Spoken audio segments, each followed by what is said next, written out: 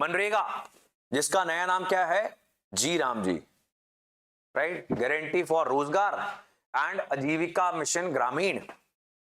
तो बता दो, जल्दी से बता दो क्या क्या चेंजेस हैं, सारे पॉइंट्स कवर करते हुए बता दो, कुछ भी छूटना नहीं चाहिए। Tell me that you have read the newspaper, आप सिर्फ सुन नहीं रहे हो क्लासेस को, तो मैं समझ आऊंगा अगर आप सारे चेंजेस जो जी राम जी बिल मनरेगा में करेगा वो बता दोगे। So first of all 100 to 125 days की गारंटीड एम्प्लॉयमेंट मिलेगी रूरल एरियाज में। जो भी वॉलंटरली यानी अपनी मर्जी से हिस्सा लेंगे जी राम जी स्कीम में 125, ठीक बात है। जब एग्रीकल्चर का सोइंग और हार्वेस्टिंग यानी बीजने का सीजन होगा, कटाई का सीजन होगा, उस दिन के अंदर मनरेगा की नौकरियां पॉज कर दी जाएंगी। ठीक बात है, सो दैट एग्रीकल्चर सेक्टर में लेबर शॉर्टेज ना मिले, बिल्कुल सही बात है। देन तीसरी बात, पहले क्या होता था कि जो वेजेस हैं, जो सैलरीज हैं, जो मजदूरी करने आएंगे अनस्किल्ड वर्कर्स को नौकरी देने की ये स्कीम है। और स्कीम के पीछे फिलॉसफी क्या है कि ये तो सरकार की जिम्मेदारी है नौकरी देना। सरकार अगर इकोनॉमी के लिए इतना काम नहीं कर पा रही, नौकरी नहीं दे पा रही, तो सरकार सैलरी दे। तो ये गारंटेड जॉब देती है, अगर जॉब सरकार नहीं देगी तो भी सैलरी देगी। और अभी तक सरकार, सेंट्रल गवर्नमेंट की बात कर रहे हैं, वेजेस सैलरीज 100% देती थी, लेकिन जो मटेरियल लगता था, जैसे कोई कंस्ट्रक्शन वगैरह करवानी है गांव में और उसमें सीमेंट लगेगा, रेता लगेगा, बजरी लगेगी, इन सब चीजों का खर्चा शेयर होता था सेंटर और स्टेट के बीच में। नाउ आफ्टर द अमेंडमेंट जब चेंजेस हो जाएंगे तो इसमें 60-40 की शेयरिंग करनी पड़ेगी सेंट्रल गवर्नमेंट और स्टेट गवर्नमेंट को। लेकिन for the Himalayan states and north east states उनकी कितनी शेयरिंग रहेगी? Has anybody mention that? वो किसी ने नहीं मेंशन किया? हाँ किया, नॉर्थ ईस्ट, राइट, 90-10। एंड जहां पर यूनियन टेरिटरी विदाउट लेजिस्लेचर है, यानी सरकार है ही नहीं, चीफ मिनिस्टर नहीं है, एमएलएज नहीं है, Chandigarh is the UT without legislature, वहां पे चंडीगढ़ के अपने मुख्यमंत्री नहीं है ना कोई, दिल्ली के हैं, पुडुचेरी के हैं, ठीक बात है जी। तो वहां पे ऑब्वियसली बात है, वहां पे दूसरी सरकार ही कोई नहीं, तो सारा पैसा सेंट्रल गवर्नमेंट लगाएगी। अब इसका क्रिटिसिज्म स्टार्ट हो गया, एक तो कह रहे हैं महात्मा गांधी का निरादर हुआ है, ऑपोजिशन कह रही है। कल सारा दिन पार्लियामेंट के अंदर एक ही बात चली है कि महात्मा गांधी जो हैं उनकी डिसरिस्पेक्ट हो गई है, राइट। चलो that is a different thing. And कोई कह रहा है कि स्कीम की धज्जियां उड़ा दी हैं, अब जो गरीब ग्रामीण लोग हैं उनको नौकरी नहीं मिलेगी।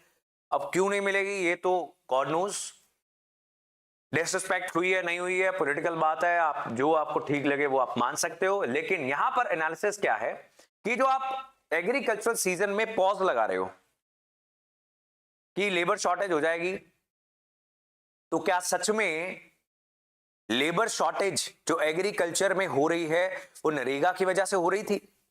That is the question. अब देखो कह रहे हैं कि बिकॉज नरेगा में बड़ी अच्छी सैलरीज मिल रही हैं इसलिए लोग काम नहीं करना चाहते एग्रीकल्चर के अंदर।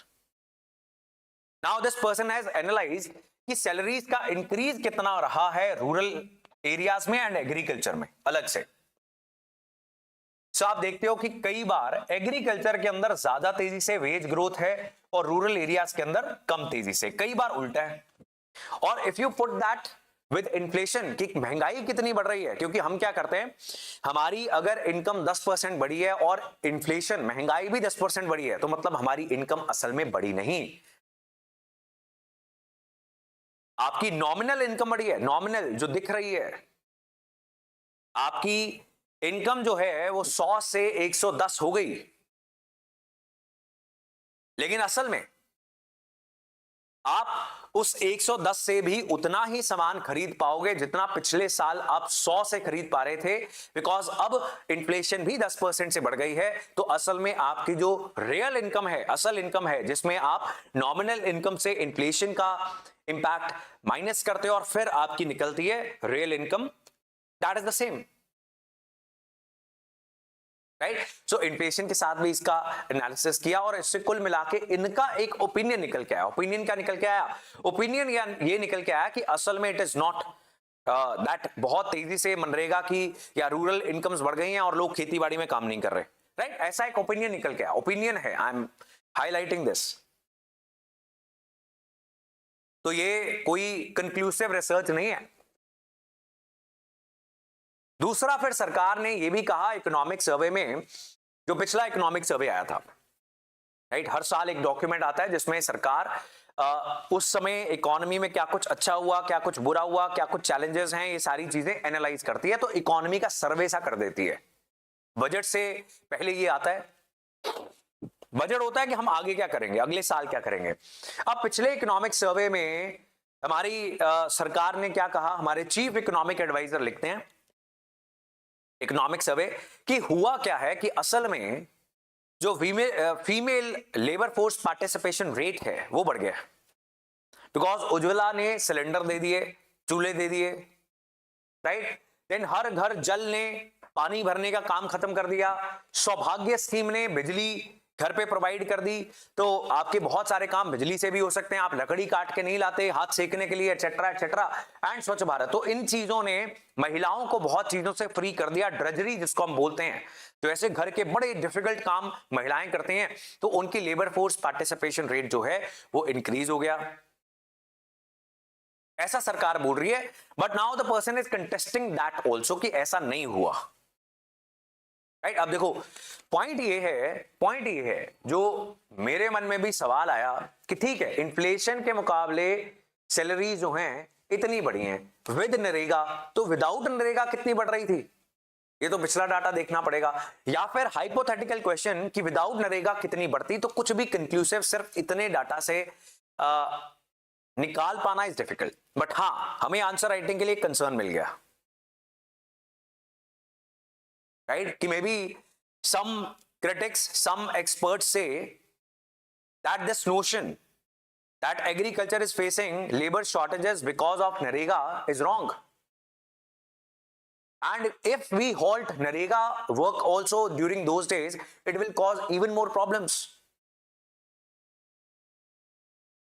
कि कुछ लोग जो नरेगा से इनकम कर रहे थे उनको भी पैसे नहीं मिल रहे हैं, कि आपने ये चीज विदाउट कंक्लूसिव एविडेंस के मान ली कि नरेगा की वजह से एग्रीकल्चर में लेबर शॉर्टेज हो रही है। ये बात समझ गए आप?